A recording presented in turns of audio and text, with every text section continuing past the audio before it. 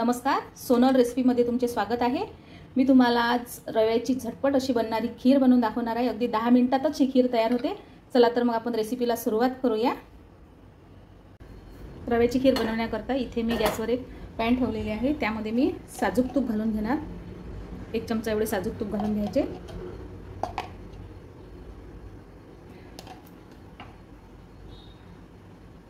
तूप गरम झाले की यामध्ये रवा घालून घ्यायचा। 2 चमचे एवढा मी रवा घेतलेला आहे। या चमच्यानी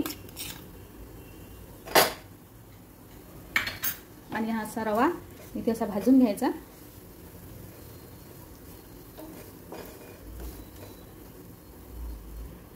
हा रवा इथे भाजून झालेला आहे। अगदी 2 ते 3 मिनिटच रवा भाजायचा आहे, एकदम जास्त लाल व्हायला नको। आता इथे रवा भाजून झाला। आता इथे मी ड्रायफ्रूट घालून घेणार आहे आणि ते सुद्धा थोडे भाजून घ्यायचे। अगदी 1 ते 1.5 मिनिट असे ड्रायफ्रूट भाजून घ्यायचे। आता ड्रायफ्रूट भाजून झाले। आता इथे अर्धा लिटर एवढे मी दूध घेतलेले आहे, हे यामध्ये टाकून घ्यायचे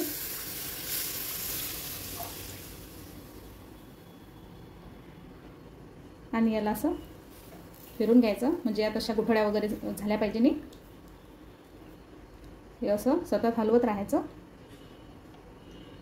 दूध हे मी रूम टेम्परेचरवरच दूध घेतलेलं आहे। फुल क्रीम मिल्क याला वापरायला पाहिजे।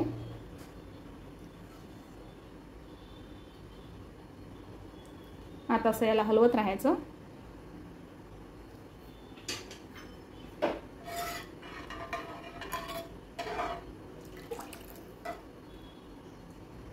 आता इथेच मी थोडीशी केशर यामध्ये घालून घेणार, हे ऑप्शनल आहे,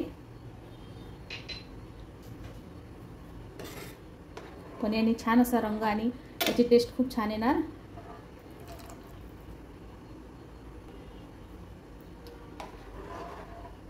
याला असं थोडं हलवत राहायचं।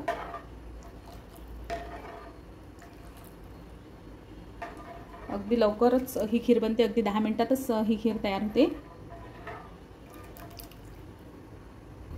बघू शकता आपल्या खीरीला छान अशी उकळी आलेली आहे आणि रंग सुद्धा खूप छान आलेला आहे। 2 चमचे रव्याकरिता अर्धा लिटर दूध हे प्रमाण अगदी योग्य होतं। जर रवा जास्त घेतला तर खीर तुमची खूप घट्ट होऊ शकते, त्यामुळे हे प्रमाण असं व्यवस्थित घ्यायचं। बघू शकता खीर अगदी व्यवस्थित अशी झालेली आहे। थंड झाली की आणखी थोडीशी घट्ट होते ती। आता इथे अर्धी वाटी एवढी मी साखर घालून घेणार आहे। तुम्ही साखरेचं प्रमाण कमी अधिक करू शकता।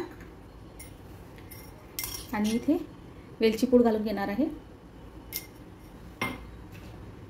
आता साखर टाकल्यानंतर आणखी थोडीशी याला 2 मिनिट शिजू द्यायची आहे।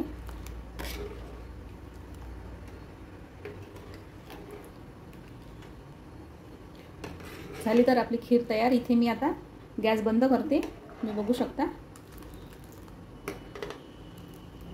इथे मी गॅस बंद केलेला आहे। झाली तर आपली रव्याची खीर तयार। तुम्ही सुद्धा करून बघा। आवडल्यास लाईक करा, शेअर करा आणि सबस्क्राइब करायला विसरू नका। धन्यवाद। भेटू पुढल्या रेसिपीमध्ये।